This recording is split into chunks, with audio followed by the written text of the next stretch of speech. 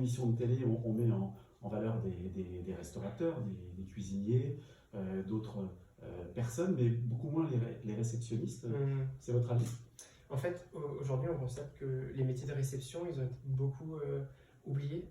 L'image, quand on questionne quelqu'un qui n'est pas du métier de ce qu'est la réception, est très souvent fausse.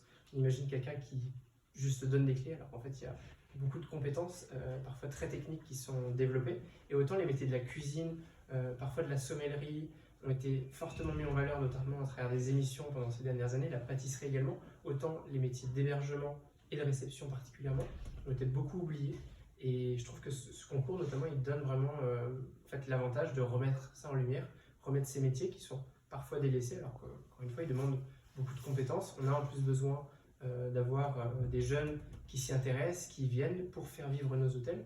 En fait, c'est le premier contact que vont avoir nos clients dans les établissements. S'il n'y a pas de réception, ça ne sert à rien en fait, d'avoir un hôtel avec un restaurant derrière. Il faut qu'il y ait ces personnes qui soient là pour les accueillir et pour faire vivre, pour transmettre de l'émotion. Donc il y a quelque chose qui est assez intangible, assez subtil et qu'on doit être capable de faire quand on est un bon réceptionniste ou quand on travaille dans les métiers d'accueil. Et tout ça, ça demande des années de compétences, être capable de sentir notre client, d'être empathique, de gérer parfois des conflits ou des situations délicates. Tout ça, ça prend un petit peu des années à acquérir. Et un concours comme celui d'un des meilleurs ouvriers de France aujourd'hui permet de mettre en pratique ces compétences-là, de les démontrer et pourquoi pas après d'obtenir un titre et d'apporter la lumière et la notoriété à notre métier. Vous, qu'est-ce qui vous a plu dans ce métier-là? Vous auriez pu choisir peut-être d'autres voies. Et qu'est-ce qui vous a plu? Qu'est-ce qui vous plaît dans le métier de réceptionniste? Jamais eu 2 jours pareils. Sur une dizaine d'années de carrière, jamais eu 2 journées qui se ressemblaient. On commence le matin, on ne sait pas du tout ce qui va se passer au fur et à mesure de la journée. Il peut y avoir divers challenges. On prend en compétence tous les jours. On est obligé de se remettre constamment en question. On ne peut pas arriver en étant à 90%, ça ne fonctionne pas. C'est 100%, sinon rien, dans nos métiers. Donc il y a un côté quasiment d'athlète professionnel des métiers de l'accueil et de l'excellence.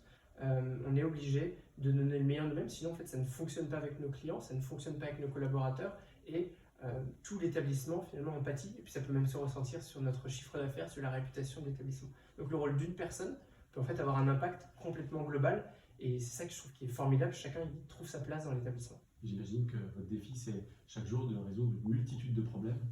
Oui, alors il n'y a pas que des problèmes, il y a aussi des très belles situations, mais c'est être capable de s'adapter à chaque client. Que ce soit le couple qui vient pour fêter son anniversaire de mariage, ou telle personne, homme d'affaires, qui n'a que quelques heures de sommeil entre 2 avions, ou une autre personne qui a eu un décès dans sa famille. Il va falloir en fait aller plus loin que notre métier et être capable de comprendre ce que ressent la personne, de s'adapter. Parfois passer du temps à discuter, parfois au contraire être capable de résoudre ça. Donc il y a un aspect presque psychologique qui est très important, qui fait qu'on développe on tisse un lien émotionnel avec nos clients qui est très très fort. Et c'est ça qui marque aussi bien le client que nous aussi collaborateurs et qui donne encore une fois du sens à notre métier. Si on n'aime pas les gens, on ne peut pas être réceptionniste. Je pense que c'est la base. Moi je dis souvent qu'on peut tout apprendre en termes de compétences. On peut apprendre à un réceptionniste à faire un check-in ou un check-out, donc faire une arrivée ou un départ, des formalités. En revanche, on ne peut pas leur apprendre à être sincère, être empathique ou être passionné par leur métier. Est-ce que le client d'aujourd'hui est le même que le client d'hier? Alors je ne sais pas quel hier, moi mon recul il n'a que 10 ou 15 ans finalement.